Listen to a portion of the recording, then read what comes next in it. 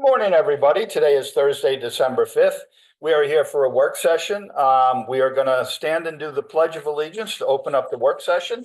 Devin, would you mind leading us in the pledge?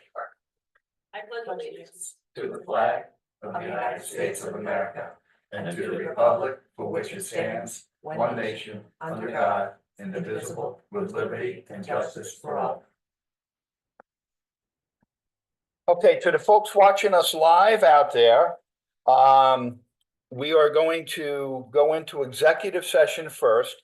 We anticipate being back on camera approximately 11:30.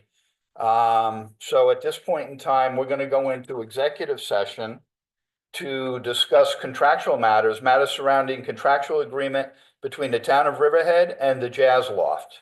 And that will be with Dawn Thomas and Danielle Hurley. And after that, we should be back to open up the work session and continue our open session. And then we will retire again to executive session later on after that is completed. So hopefully we should see everybody back around 11:30. Make a motion to close the open session and go into executive session. So much. Second.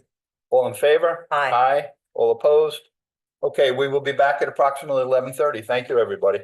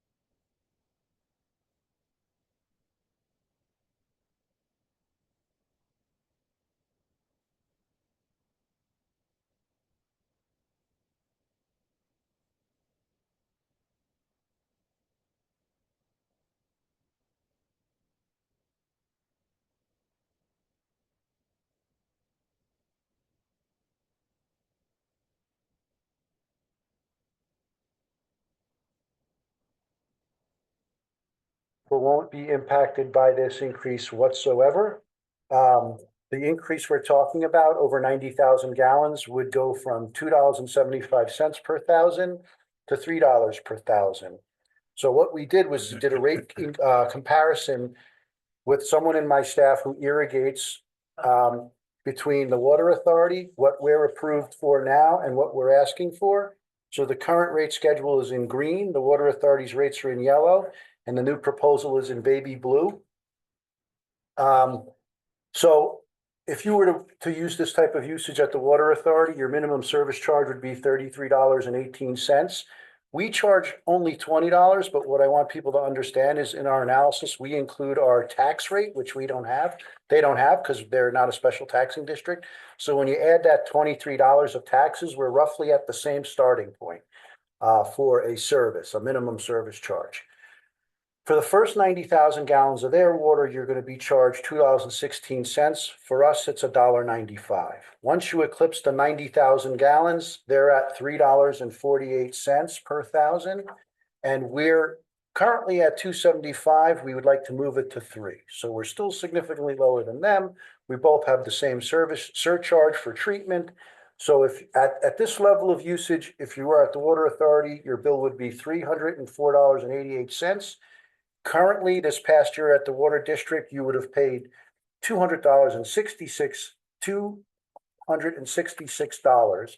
And if we approve this small increase, your rate would only go up to $268.50. So you would pay an extra $2.50. But I'd like to do small incremental rates rather than every couple of years and wait a long time and do a big increase. So this is a small incremental rate increase on only the largest users in the system. Right, on the meter size, most residential 1 inch? Yes, and when we first did this, Is you there asked any me, 5/8 out there? there's some history, we don't do that anymore, but there are some, because we used to offer that, but no one does that anymore. But when you first asked me a question, I didn't know the answer. Why does once you get over a 1 inch service, it's a large service. I forgot about that. So that gets billed monthly in both cases. So we consider anything bigger than a 1 inch case, a 1 inch service, more of like a commercial Right. account, because no homes have more than a 1 inch service. Mhm. In fact, the water authority doesn't even offer a 10 inch service. We do.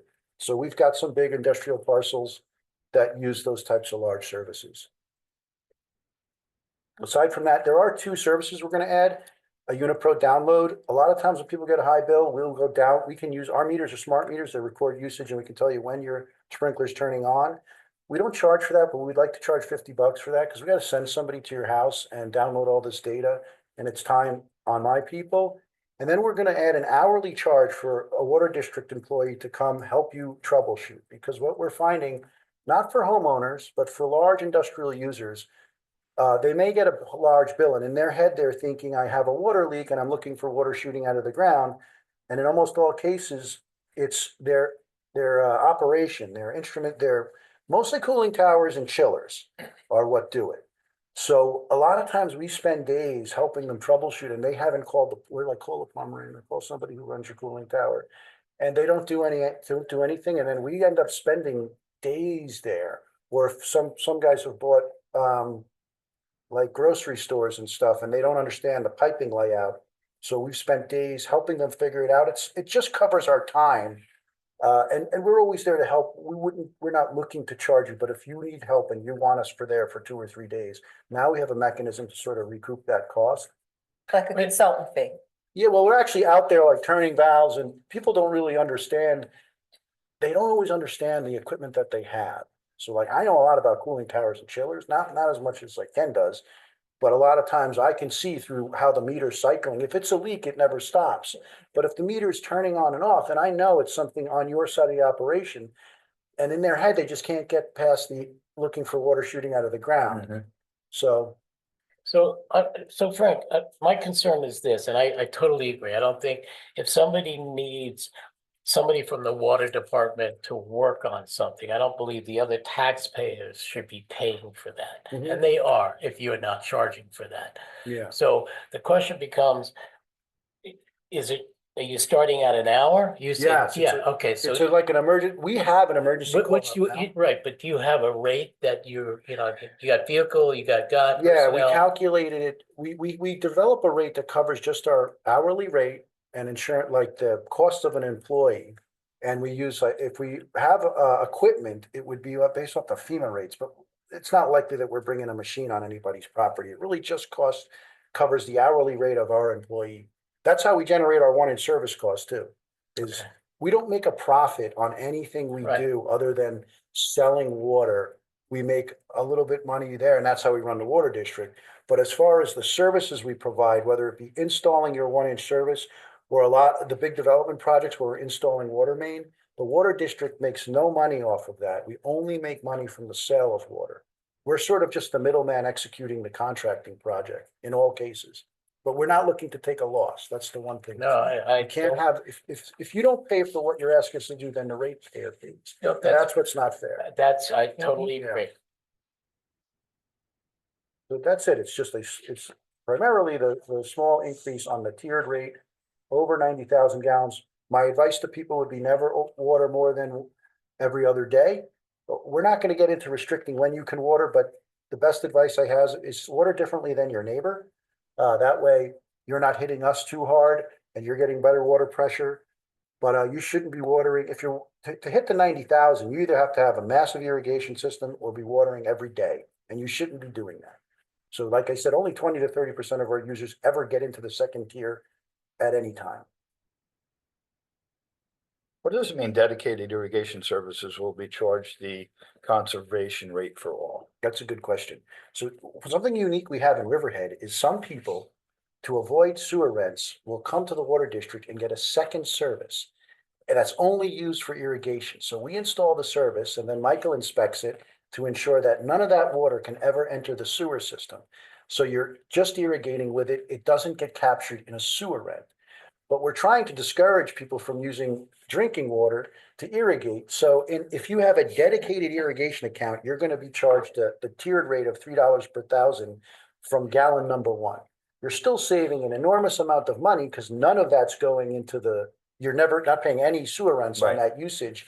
But the big movement here is to try and get people to use less water for irrigation. We are spending a fortune producing all this, about 2.6 billion gallons of drinking water a year, so that 70% of it can be sprayed on the ground as irrigation. That's not really sustainable. And we operate this massive system that only gets used in the summertime when we can do upwards of 20 million gallons a day, where a day like today, we're going to do 2 or 3 million gallons. So we maintain this massive infrastructure pretty much just for irrigation in the summertime. So all water suppliers are trying to rein that in. Some are much more complex. They have 5 tiers and all of this, but we're very much aligned with what Suffolk County Water does, just a little bit cheaper than them. We're almost identical operations. So that's pretty much all I have. Anybody have any questions? That's small. Yeah, it's small, incremental, and only on the biggest users. So a lot of people won't get impacted at all. The vast majority of our customers. And then much rather doing a small increase Yeah, more often than big hits at one time. So I think this is better for the public too. I appreciate you considering it because I know you guys get a lot of grief for stuff like this.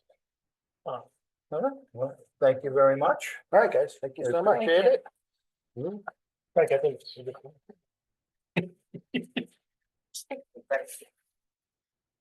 Okay, that concludes our open session for work session agenda for Thursday, December 5th, 2024. Can I have a motion to close work session? So moved. Seconded. All in favor? Aye. Aye. Okay, all opposed? Okay, work session is closed. Everybody have a great weekend.